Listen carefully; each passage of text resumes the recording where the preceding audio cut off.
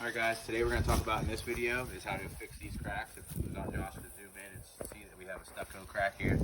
Last video we did it on the siding. On this one we're going to how you do it on stucco. Really important process to do. Something as this little crack right here could easily have water intrude and go inside the house. There is limitations to the amount of caulk that you can use. If you zoom in on here, you can see this is about as big as it'll get. I always tell everybody it's as sharp as a pencil lead. If it's any bigger than that, you can't use caulking because it'll just crack back out. You have to use a stucco repair. All right, I'm gonna go ahead and demonstrate it. First thing you wanna do, if you come down here at the bottom and follow this crack down, you'll see this buildup that's on top of this right here. You have to make sure that you scrape all that off. What that is just a calcium and lime buildup where water's been sitting in this crack for a long time. So I'll just take my 5-1 or my putty knife. Scratch all that off, open it up a little bit.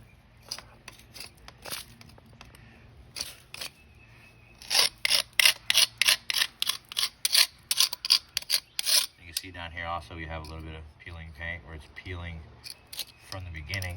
I'll go ahead and grab that while I'm here. Alright, so once we got that, everything's all clean and open and ready to accept some caulking. If you don't scratch that off, all it's going to do is just caulk back out within a matter of days. So we got it all clean and open. Take our caulk gun now. This is what I like to use. It's a Sherwin-Williams Magnum 55-year caulk. Now when caulking, it's very important to look at product, okay? The thing that makes this product special is why we use it is this key word here, siliconized. Now most caulking is latex. We have a problem here in Florida that if you don't use the correct caulking, the mold, the stuff that's in the caulk to keep mold from growing only lasts about 2 or 3 months, and all the caulking that you do will turn black. Now it will pressure wash off, but it doesn't take but a year to turn black. So silicone caulk you can't paint over. Siliconized means that it's the same characteristics as silicone, plus it's paintable. So you don't have to worry about your caulk turning black over time. Now I like to use this one because not only is it siliconized latex, it's also an adhesive. Here we try to use that one caulk, that product that kind of does across all the boards, so we don't have to change our products depending on the situation. So this is the one that's great. It works great for hardy siding and glues the edges together, and then it also works for stucco too. So this is just some recommendation that I use, particularly with our company. Really doesn't matter what, as long as it's siliconized. You don't want to use anything that's not siliconized. Okay. So first thing we do, the very important part, is you want to have a sponge with you.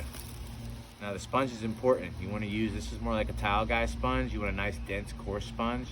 Why? Because it lasts longer. It doesn't get tore up as long. But you always want to have a wet sponge in your hands, wet, so that way you can tool your caulking to make it go away so we don't see this caulking, okay? So we'll go do a dry run. So the one question everybody always asks, how big do you cut your tube?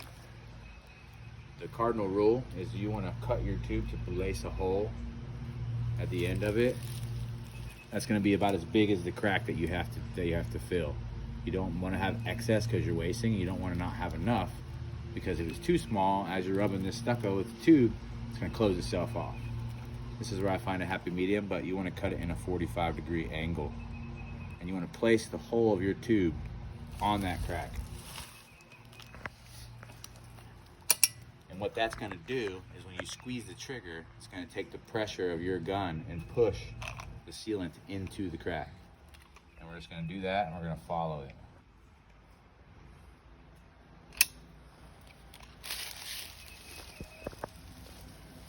When I caulk the cracks also, I like to go a little bit further. So the cracks, wherever the crack ends, I'll go about 2 inches further in case it was about to.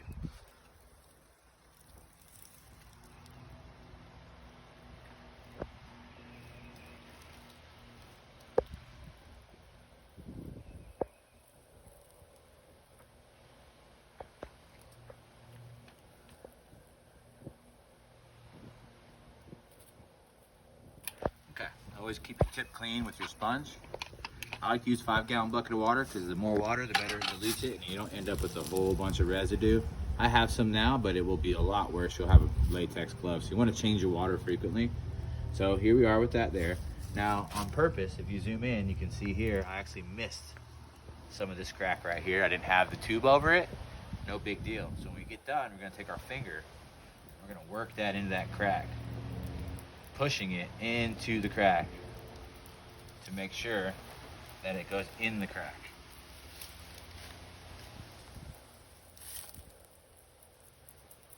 I like to do like little circular motions. But you wanna be careful when you're doing it, because if you zoom in on here, you'll see how you don't see that crack anymore, but if I rub too much, you see that crack starts to sink in. So you don't want to take all that caulk away. You want to leave it. Caulking always shrinks. When water evaporates, it's going to shrink. So of course, if you have it perfect, when you come back tomorrow, it's going to be too small. So put it on top.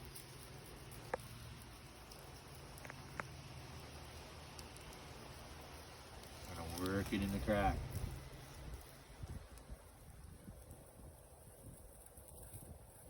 Okay, so there you go.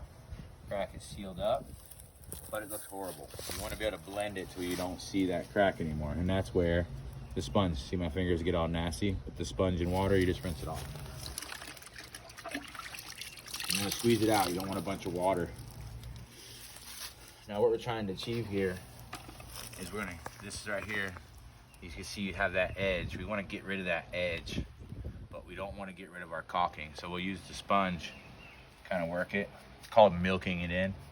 We're just kind of working the edges, leaving it in the center to make that caulk go away, the edge go away.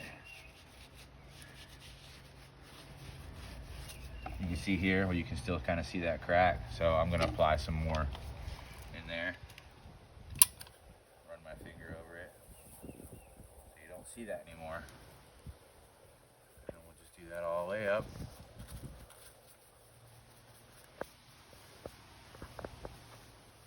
There you go, and that's how you would caulk your cracks. Make sure that you can caulk them, and you won't see them. Now, I'm gonna do another example on this window frame. On the window frame, we're gonna caulk our windows, but you don't want to caulk your tape to the window, and I'm gonna show you how you do that. You just want to do a little bit, not a whole bunch. Don't squeeze a whole bunch. Okay. I'm gonna run my finger pressed against the tape.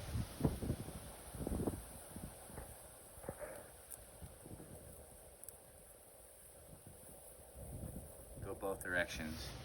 Now what's important is you want to be able to see the edge of your tape. If you zoom in on that, you can see you don't see the edge of the tape here, but you can see your edge of your tape here.